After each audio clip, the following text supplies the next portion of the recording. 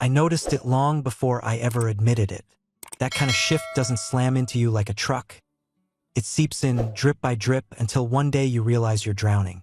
Vanessa stopped laughing at my jokes, stopped asking me how my day was, stopped looking me in the eyes when she rolled over in bed. Instead, she gave me her back, stiff as a board, her fake steady breathing telling me she wanted me to think she was asleep. Some nights, I'd lie there in the dark listening to her, my jaw tight, fists clenched under the blanket. I wasn't born yesterday. I knew the sound of my wife's real breathing. I knew when she was awake and when she was putting on a show. It started with excuses. Early meeting tomorrow. I've got a new spin class.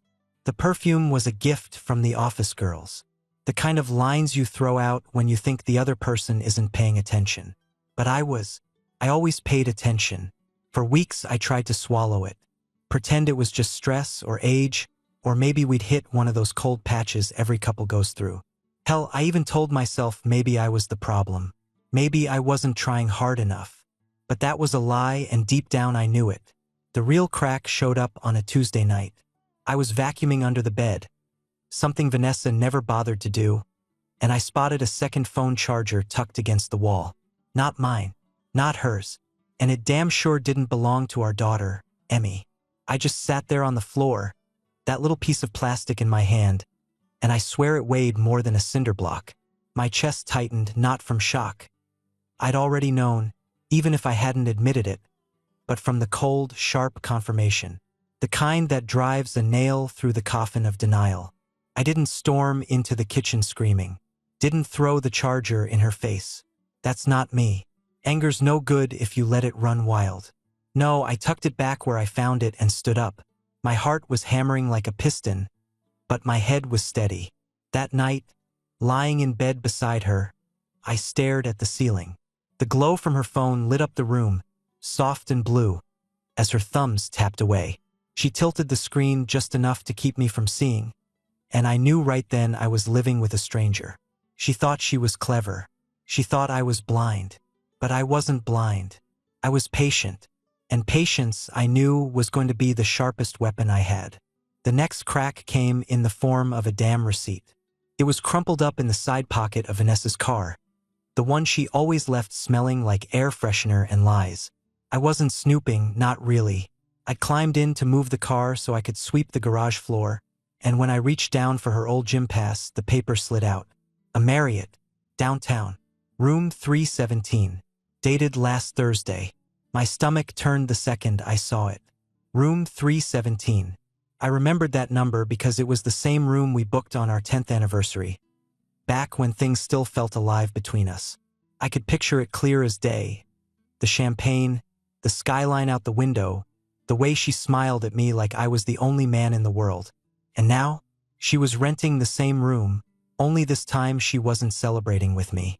I didn't slam the receipt down in front of her. Didn't demand answers. That's not how you handle a rattlesnake. You don't stick your hand in its mouth and ask if it plans to bite.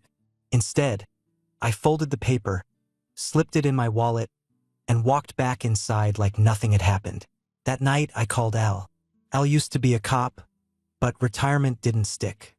He had the look of a man who'd seen too much, creased face, eyes sharp as a hawk. We'd fished together a couple of times, and I knew if anyone could dig up the truth without spooking her, it was him. "Tell me straight," I said, sliding the receipt across the diner table. "Can you find out who she's been sharing that bed with?" Al didn't blink. He sipped his black coffee, tucked the receipt into his jacket, and said, "Give me 3 days." It didn't even take him 2. By the end of the week, Al called me over to his office. The walls were lined with dusty case files and fishing trophies, the air thick with the smell of stale smoke. He had a manila envelope waiting on his desk, fat with photos. I didn't even sit down before he spread them out like playing cards. Vanessa, smiling, dressed sharp, her hand hooked into the arm of Greg Riker, her boss, vice president at her firm, married, known for slicked-back hair, tailored suits, and a reputation for being just charming enough to make people forget he was a snake. There they were, walking into the Marriott together, checking in. Later, blurry shots of them through a cracked hotel door. His hands all over her, her lips on his neck. Videos, too. Enough to choke me if I let it. I forced myself to look at every single one. Every kiss, every touch. Not because I wanted to torture myself, but because I needed to burn it into memory. I needed the full truth, no half-truths, no more denial. She's been at it a while, Elle said. Not just once or twice. I tracked 4 different nights in the last month. Always the same guy. Always the same hotel. Greg Riker. I said the name out loud, slow, letting it roll around in my mouth like poison. Elle leaned back in his chair. You want me to keep digging? I shook my head. No. I've seen enough. And I had.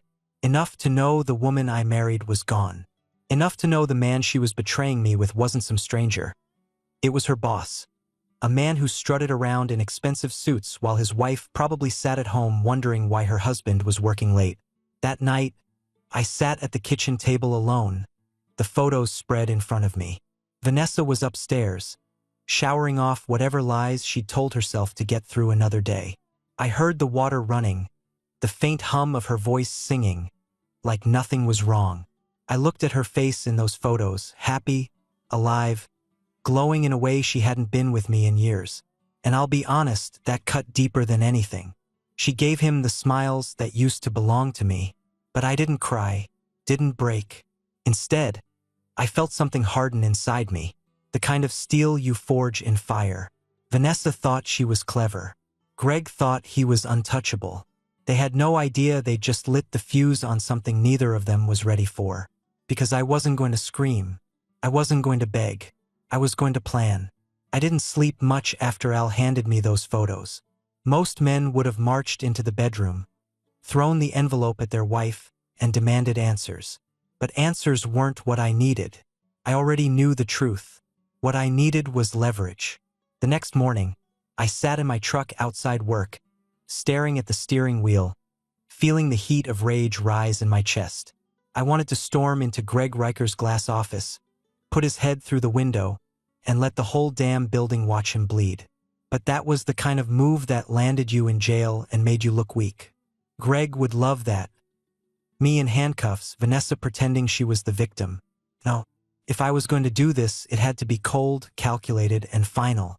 Al was the one who gave me my first real option. We met again at his office, and this time he wasn't alone. Sitting across from me was a woman in her mid-40s, dark hair pulled back tight, eyes sharp enough to cut glass. This is Donna Martinez, Al said. She works in HR at Riker's company, knows the players, knows the dirt. Donna leaned forward, resting her elbows on the desk. Let's just say Vanessa and I aren't exactly friends. She's been climbing the ladder by stepping on people like me for years. And Greg? He thinks the rules don't apply to him. He's sloppy. He's arrogant. But most of all, he's predictable. I studied her, weighing if I could trust someone who seemed this eager to burn Vanessa down. Then again, allies don't always come wearing white hats. Sometimes your enemy's enemy is the best friend you'll ever have. What are you suggesting? I asked. Donna smiled, thin and sharp. We build a case, not just the affair. Every receipt, every photo, every hotel bill.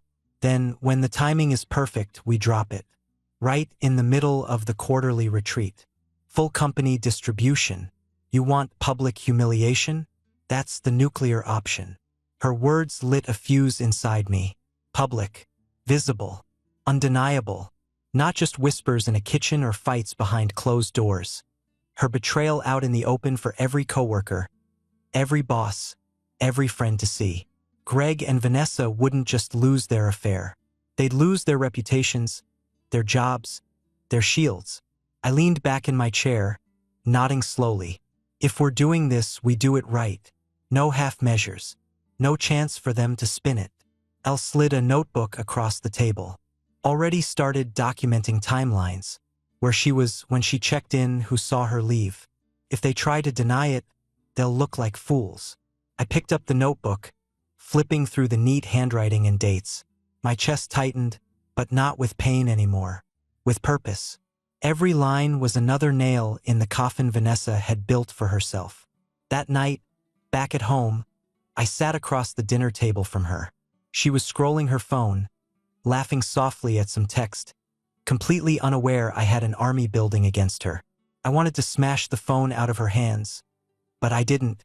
Instead, I smiled, took another bite of steak, and let her think I was still in the dark.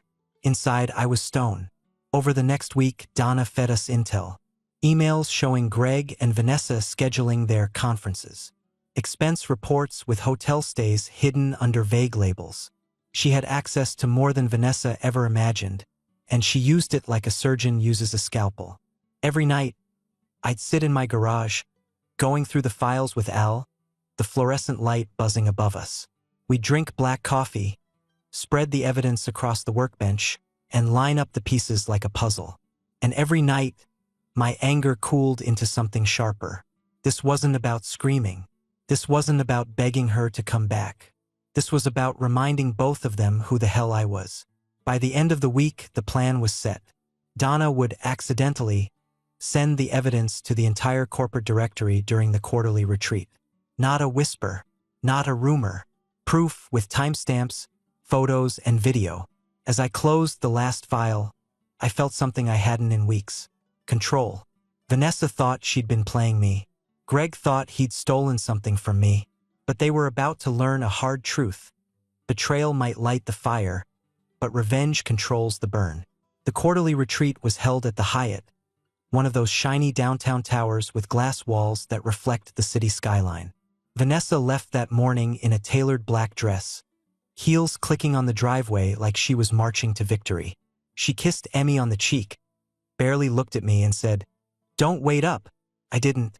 Instead, I sat in my truck 2 blocks from the hotel, phone in hand, waiting for Donna's signal. At 10:17 a.m., my screen lit up. A single text from her. "It's done."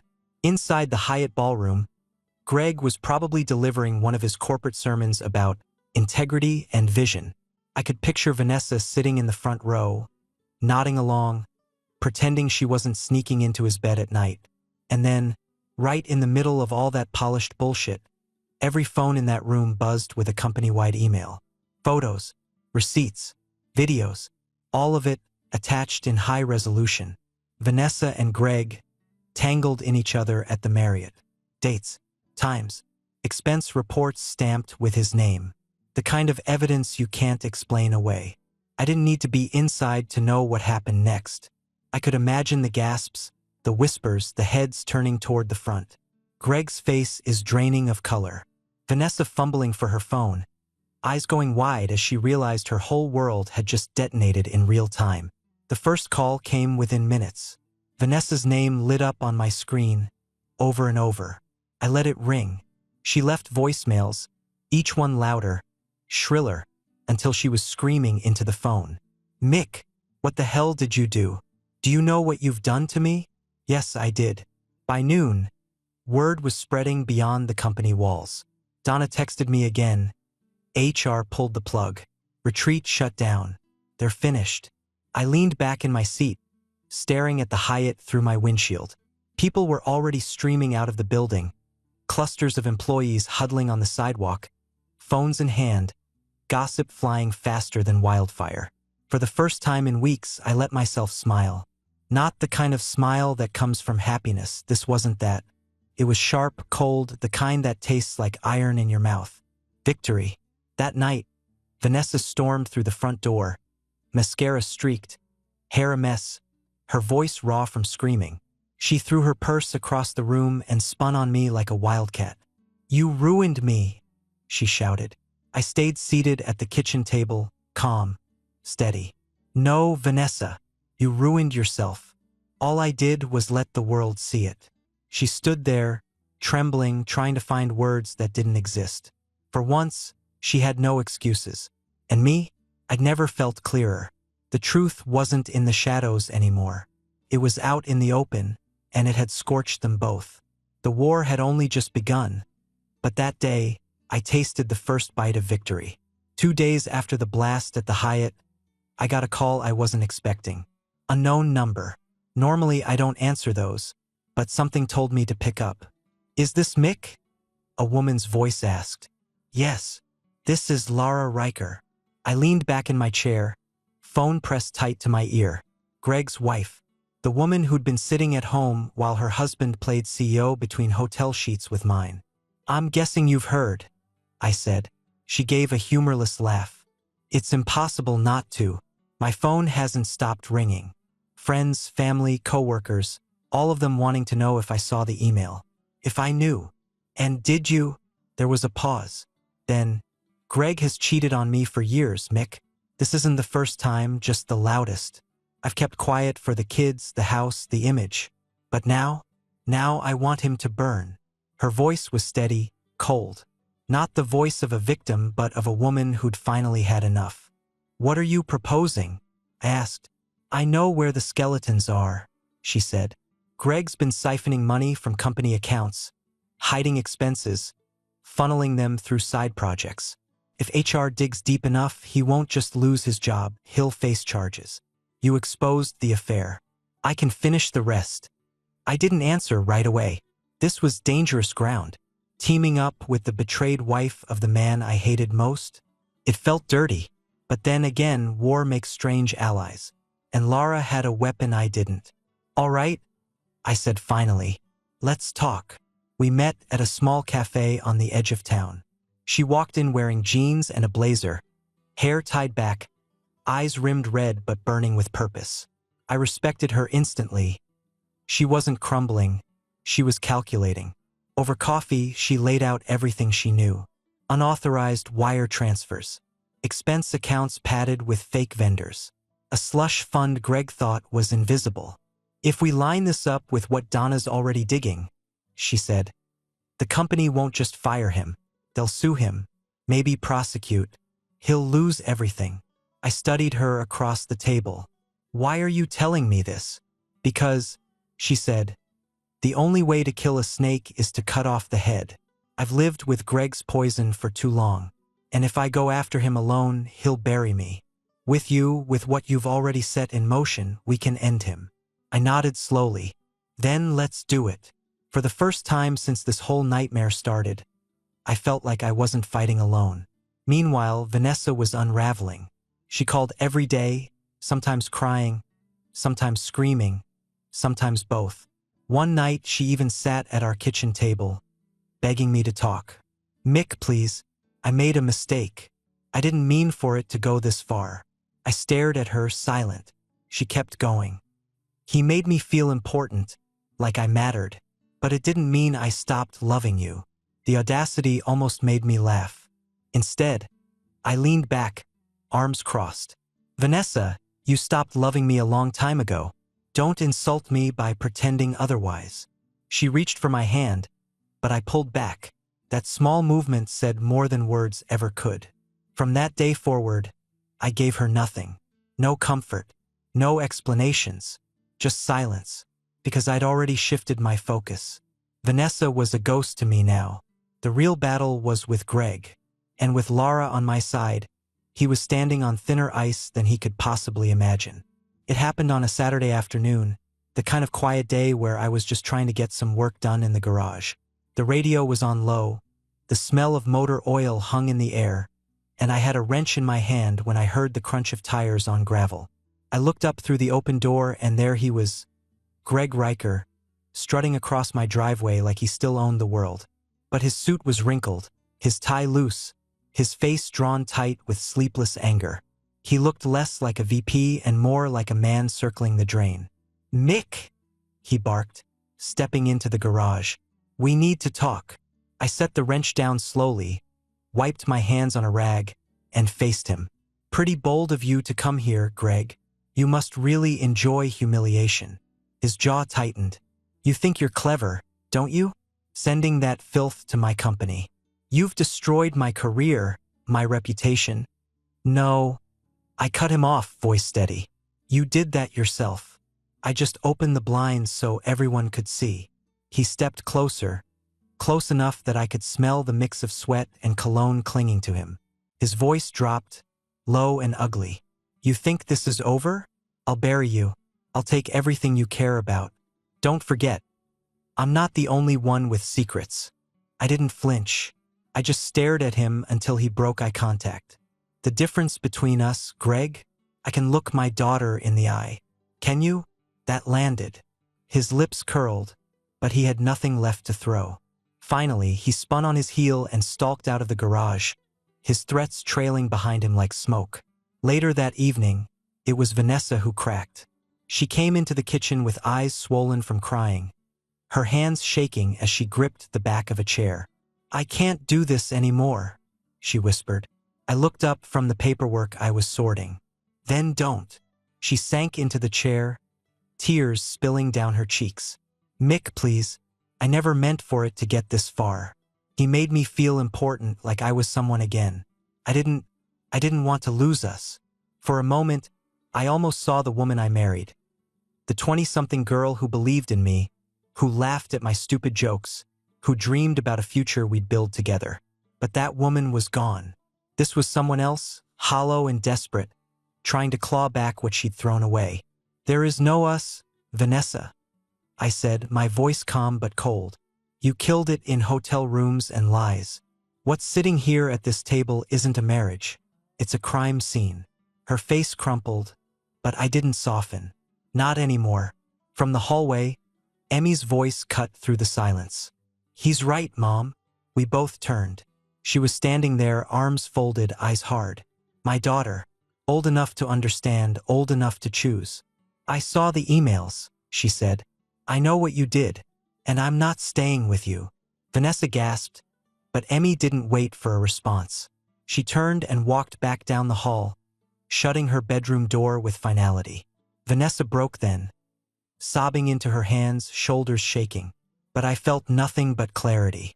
The house might have been divided, but the lines were clear. Emmy was with me, Vanessa was out. And Greg had just declared war. The text came late on a Thursday night. A block number, short and sharp. "Meet me. 11 p.m. Eastside Warehouse. Come alone." I knew who it was before I even read it twice. Greg. Desperate men always come crawling out of the shadows when their world's burning down. He wanted a showdown. Most people would have ignored it, maybe even called the cops. But I'm not most people. I don't run from fights, and I sure as hell don't hand my battles over to someone else. So I grabbed my jacket, slid the .38 from my lockbox into my waistband. Not because I planned to use it, but because it reminded me who had the power, and drove out to the warehouse district. The place was half abandoned, all rusted steel and broken windows, the kind of place where deals went bad and people disappeared. His car was already there. A sleek black sedan parked crooked like he'd lost the ability to care.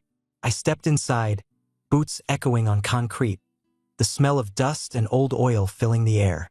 Greg stood in the middle of the floor, no suit this time, just jeans, a dress shirt untucked, sleeves rolled. His hair was a mess, his eyes bloodshot, his whole frame jittering like a man on the edge.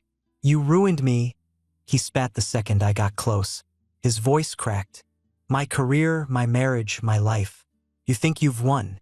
I stayed steady, my hands at my sides. "I didn't ruin you, Greg. You did that all by yourself. I just let everyone see the truth."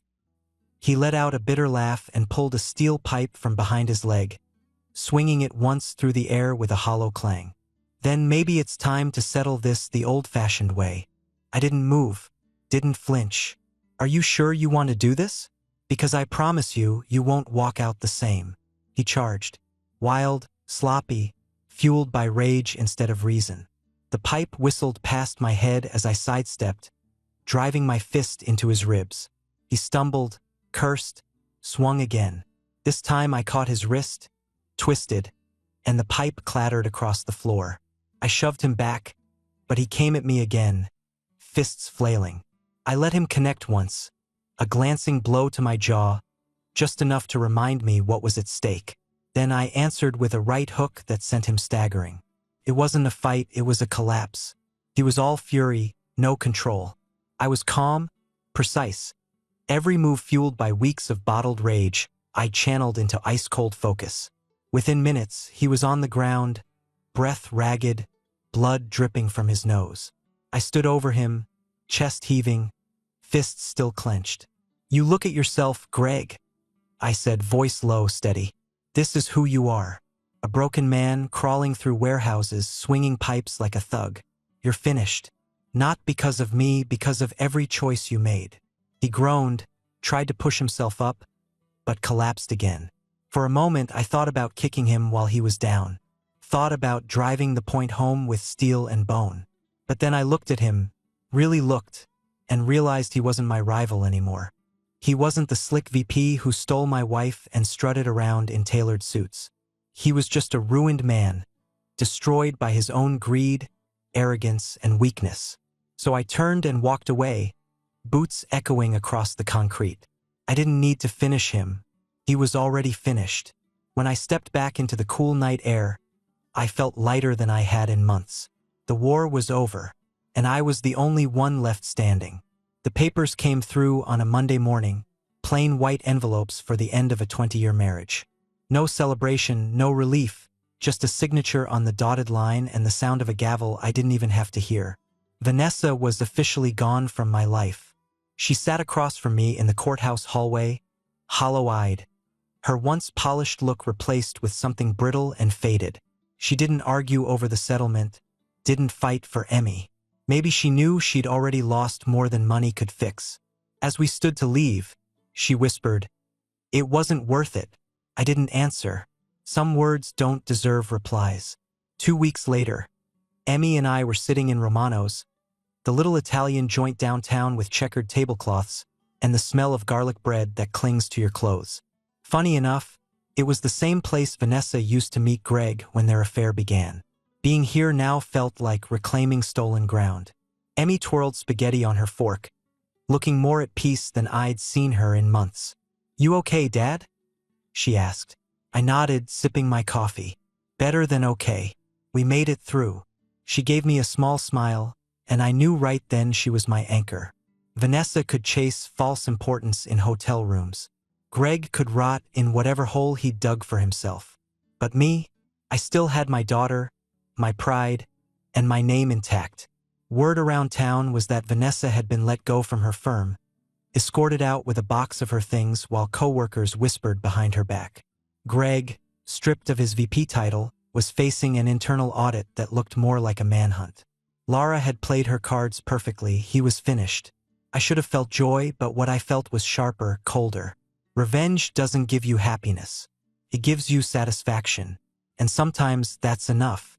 When the check came, I paid in cash, leaving a tip bigger than usual. As we walked out into the cool evening air, Emmy slipped her hand into mine. "Dad?" she said. "Yeah. I'm glad you didn't let them break you." I squeezed her hand. "They couldn't. Not in a million years." We walked toward the truck, the streetlights casting long shadows across the pavement. My marriage was dead, my enemy beaten, my world turned upside down. But I was still standing. And for now, that was enough. Subscribe and stay one step ahead of cheaters. And trust me, the next story makes this one look like a fairy tale.